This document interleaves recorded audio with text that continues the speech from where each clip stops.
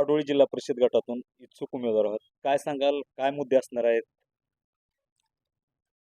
पाडोळी जिल्हा परिषद गटातून मी उमेदवार उभे राहतोय.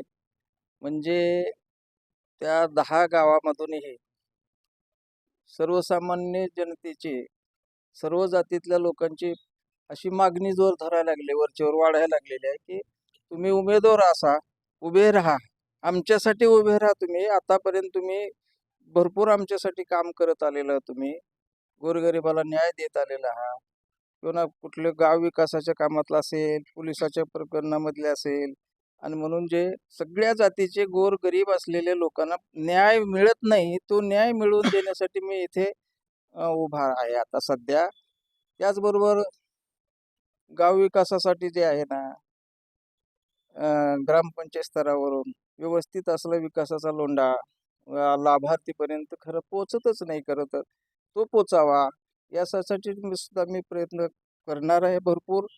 आणि व्यवस्थित एक आदर्श काम कसं करता येईल, या जिल्हा परिषदेचा सदस्य म्हणून आदर्श कसं काम करता येईल, एक नमुना म्हणून मी लोकांना दाखवून देणार आहे.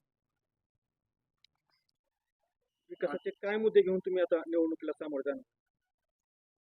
आत्ता सांगितलं की की जो विकास आहे विविध प्रकारचा, गावातला सर्वांगीण विकास असेल, नसता पिण्याच्या पाण्याचा प्रश्न आहे, रस्त्याचा प्रश्न आहे, विजेचा प्रश्न आहे, सर्वसामान्याला त्याची सेवा, तो विकास त्या माणसापर्यंत पोचत नाही. त्यासाठी सुद्धा मला अगदी कार्यरत राहावं लागेल.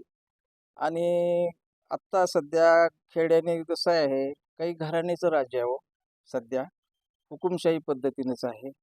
आणि उगे काहीतरी आहे, लोकशाही पद्धतीनं लोकाला कसा न्याय असं मिळतच नाही.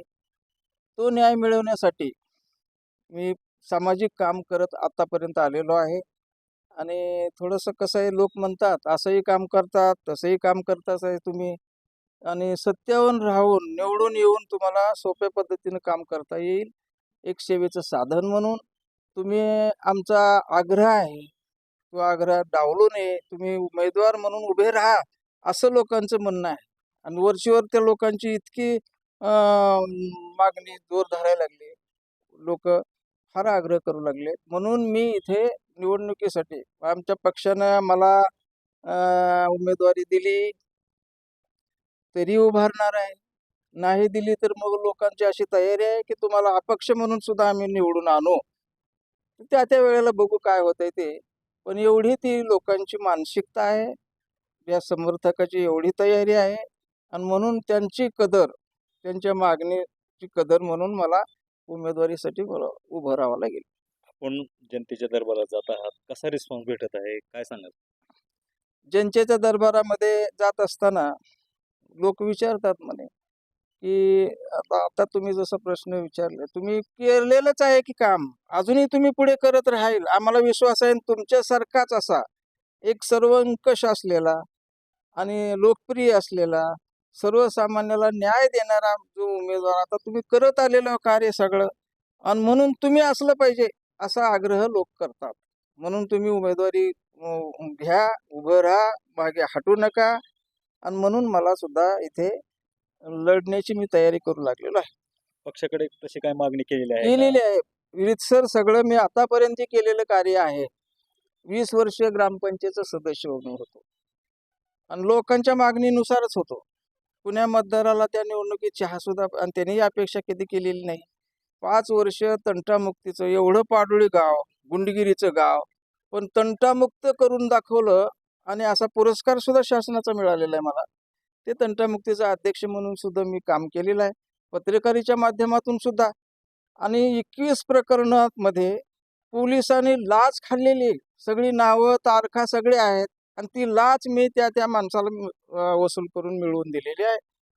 आता याच्याशिवाय आरोग्यविषयक असेल कुणाचं, कुणाला बाबा एखाद्याचं सर्वनाश झालाय, संसार लयाला गेलाय की दारूच्या व्यसनानं, अशी काही माणसं तोल गेलेली, बर्बाद झालेली, त्यांना व्यसनमुक्त केले, अशी डझनावर प्रकरणं मी केलेली आहेत. सध्या पिचले गांजलेल्याला आधार दिलेला आहे, ज्याला ज्याची गरज आहे, माझ्याकडे नाही, मी संपन्न नाही, माझ्याकडे पैसा नाही वगैरे, एखाद्याचा दवाखान्याचा जर खर्च भागवण्याची एवढी आर्थिक दुर्बलता त्याच्याकडे असते, तर मी असा निधी जमा करून देऊन अशा रोग्याला आणि त्या दवाखान्यामध्ये वाचवलेलं आहे. अशा अनेक उदाहरणं आहेत.